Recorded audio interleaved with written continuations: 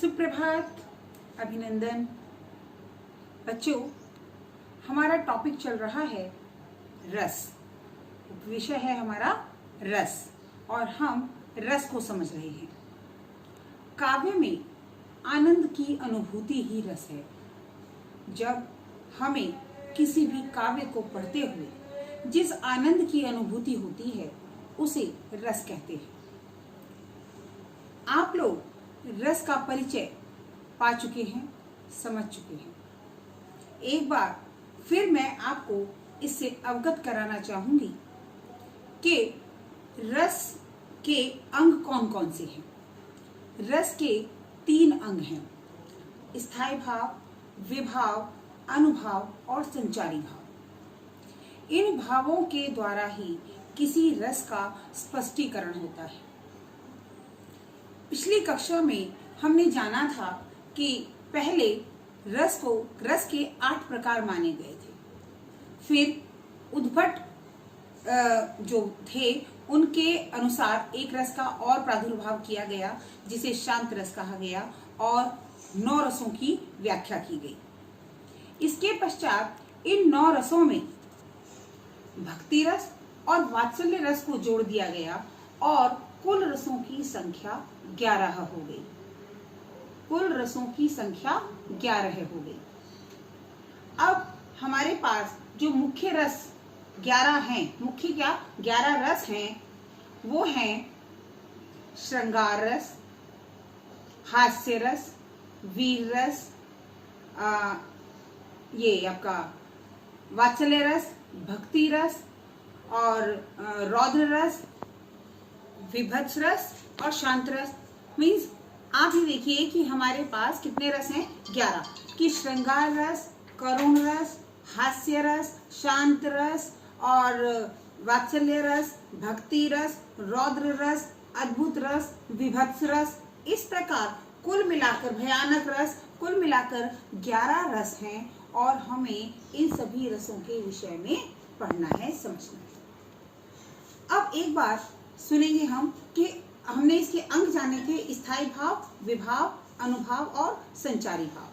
स्थायी भाव जो हमारे हृदय में हमेशा जो भाव रहता है वह स्थायी भाव होता है, जो परिस्थितिवश बाहर दिखाई देता है। दूसरा विभाव।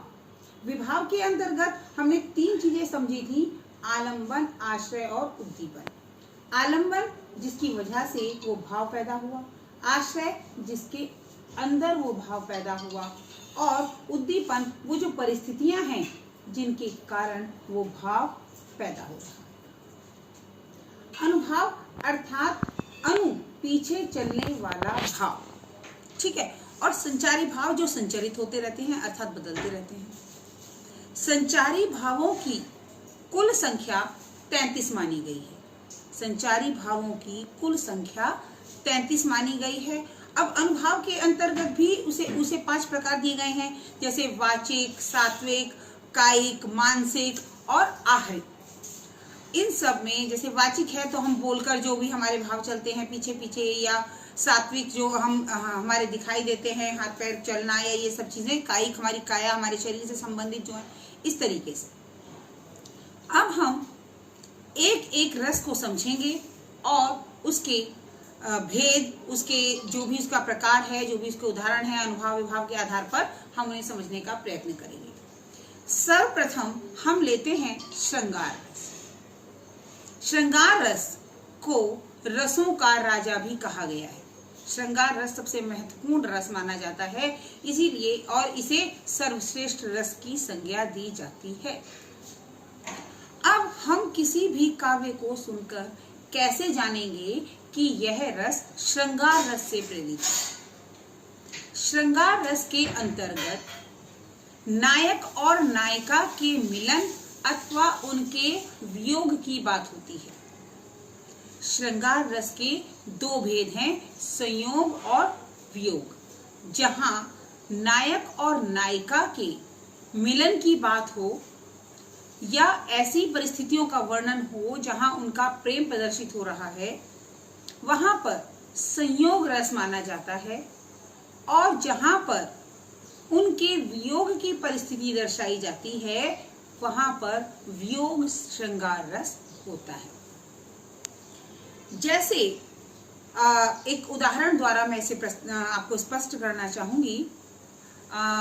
बतरस लालच लाल की मुरली धरी लुकाए, या कहत नटत रीझत खिजत खिलत मिलत लजियात, भरे भौन में करत हैं नैनन हूसो बात। अब इस उदाहरण को एक बार फिर सुनिए। कहत नटत रीझत खिजत मिलत खिलत लजियात, भरे भौन में करत हैं नैनन हूसे बात। अब इस उदाहरण के अंतर्गत किस समय का वर्णन है? इसमें उस समय का वर्णन है जब सीता जी का स्वयंवर हो रहा था और श्री राम और सीता एक दूसरे को देखते हैं और अपने भावों से एक दूसरे को कुछ कहने का अनुभव करते हैं, और उसके साथ साथ ही वहां पर उनकी प्रक्रियाएं जो भी चलती हैं वह इन शब्दों के माध्यम से इस काव्य में आई हैं। और क्योंकि उनके आपस के वार्तालाप की बात है तो यहाँ पर श्रृंगार रस है। अब समझिए इसे। कहत नटत रीझत, कि कहते हैं, नटत मना कर देते हैं, रीझ जाते हैं, रीझ खिजत, फिर दूसरे के मना करने पर खीज मतलब चिढ़ जाते हैं, मिलत फिर मिल जाते हैं, खिल जाते हैं, खुश हो जाते हैं, और फिर लज्जा से अपने आंखों को झुका लेते हैं, भरे भवन में करत हैं। जहां राजाओं से भरे हुए उस भवन में आंखों ही आंखों में दोनों बातें करते हैं, दोनों अर्थात नायक और नायिका, सीता और राम। तो जब इस प्रकार की परिस्थिति है, दोनों के अंदर प्रेम की भावना प्रदर्शित होती है, तो वहां पर श्रृंगार रस की उत्पत्ति होती है। विभिन्न उदाहरण हमें देखने को मिलते हैं। इन्हीं उदाहरणों के माध्यम से हम जो है पहचान पाते हैं कि अमुक काव्य श्रृंगार रस से प्रेरित है, और श्रृंगार रस में भी यह संयोग श्रृंगार है और यह वियोग श्रृंगार है। अब इसमें अगर हम स्थायी भाव की बात करें तो श्रृंगार रस का स्थायी भाव रति है। अलग अलग रसों के अलग अलग स्थायी भाव हैं।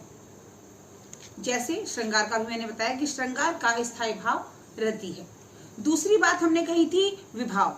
विभाव के अंतर्गत तीन चीजें थी, आलंबन, आश्रय और उद्दीपन। अब आश्रय और आलंबन कौन है? राम और सीता। क्योंकि दोनों को ही हम आलंबन भी कहेंगे और आश्रय भी, क्योंकि दोनों के ही मन में एक जैसी भावनाएं उत्पन्न हो रही हैं। कभी आलंबन आश्रय राम बन जाते हैं तो कभी आलंबन सीता, कभी आश्रय राम बन जाते हैं तो कभी आश्रय सीता। अब उनका जो प्रेम है, उनकी जो आंखें हैं जो झुकती हैं, उठती हैं, मना करती हैं, इस तरह की जितनी भी ये चीजें हैं, ये सब उद्दीपन है। इस प्रकार यह श्रृंगार रस का संयोग भाग है। इसी प्रकार अन्य रसों में भी हम आगे बढ़ते हैं और उन्हें अनुभाव, विभाव, आलंबन के आधार पर उन्हें समझते हैं। अब इसमें संचारी भाव के अंतर्गत कौन कौन से भाव आ गए? जैसे उनकी पलकों का गिरना, शर्माना, इधर उधर आंखों से मना करना, पलकों का झपकना, ये सब चीजें, चेहरे पर मुस्कुराहट आना, ये सब चीजें हमारे संचारी भाव के अंतर्गत आ जाती हैं। अब इसी के अंतर्गत मैं वियोग का एक उदाहरण और आपको बताना चाहूंगी। विरह हस्ती तन सालई, विरह हस्ती तन सालई, धाय करे चित चूर, बेग आई पीऊ, बाजऊ गाजऊ हुई तू। अब इसमें भी स्थायी भाव वही रहेगा क्योंकि रस वही है, श्रृंगार रस है। इसका श्रृंगार रस का वियोग है, और वियोग हो या संयोग, स्थायी भाव हमारा रति ही रहेगा। तो यहाँ पर स्थायी भाव हमारा रति है, और इस रस के अंतर्गत क्या है कि यहाँ पर नायक और नायिका के बिछुड़ने का जो उनके अंदर दुख है उसको स्पष्ट किया गया है। इस कारण यहाँ पर हम वियोग के भाव को देखते हैं। यहाँ वियोग का भाव उत्पन्न होता है इन पंक्तियों के माध्यम से, और इसमें आश्रय नागमती है और जो आलंबन है वो राजा रत्नसेन है, जिनकी वजह से नागमती को वह विरह वर्णन, वो है इन पंक्तियों के माध्यम से उसके विरह का वर्णन किया जा रहा है कि राजा रत्नसेन के अलग होने पर जब नागमती उनके जाने के दुख को इन पंक्तियों के माध्यम से स्पष्ट कर रही हैं, प्रकट कर रही हैं, तो यहाँ पर वियोग भाव पैदा होता है। और इसके अंतर्गत जो आसपास का वातावरण है और जो है जिस चीज का वर्णन किया गया है, जैसे शरद ऋतु है या अन्य परिस्थितियां हैं, वे जो हैं वहां उद्दीपन का कार्य करते हैं। संचारी भाव में बेग आई, बाजहू गाजहू, जैसे हवा आती है उस वो, और ये सब जो चीजें हैं ये मन में शंका का भाव जो पैदा कर रही हैं, दुख का भाव जो पैदा हो रहा है, अंदर विषाद जो पैदा हो रहा है, विषाद दुख का ही दूसरा रूप है, ये सब उसके संचारी भाव है। इस प्रकार संयोग और वियोग दोनों ही श्रृंगार रस के दो भाग हैं। इनका स्थायी भाव रति है। मुख्य रूप से यह बात बहुत ध्यान देने योग्य है कि किसी भी रस का स्थायी भाव क्या है। सभी रसों के स्थायी भाव अलग अलग होते हैं। हम प्रतिदिन एक या दो रसों के माध्यम से आगे बढ़ेंगे और उन्हें समझते चलेंगे। श्रृंगार रस में ध्यान रखना है, नायक नायिका के मिलन अथवा वियोग का वर्णन होता है, और नायक अथवा नायिका जो उस चीज को अपने अंदर उत्पन्न, जिसकी वजह से उत्पन्न होता है, जिसके अंदर वो भाव उत्पन्न हो रहा है, वह आश्रय है। जिसके कारण उत्पन्न हो रहा है वह आलंबन है। यह मुख्य रूप से ध्यान देने योग्य बात है। आप अपने लिए इस चीज को विशेष अपने ध्यान में रखें कि उन पंक्तियों को हमें ध्यान से पढ़ना है और समझना है, और किस प्रकार और कहाँ अगर हम रुकते हैं तो उसे आप लिख लेंगे और अगली कक्षा में जानने का प्रयत्न करेंगे। ठीक है, तो अगला जो हमारा रस है वह होगा हास्य रस। ठीक है, हास्य रस के लिए आपको सुनते ही समझ आ गया होगा कि हास्य रस अर्थात हंसने का भाव, जिसका स्थायी भाव है हास।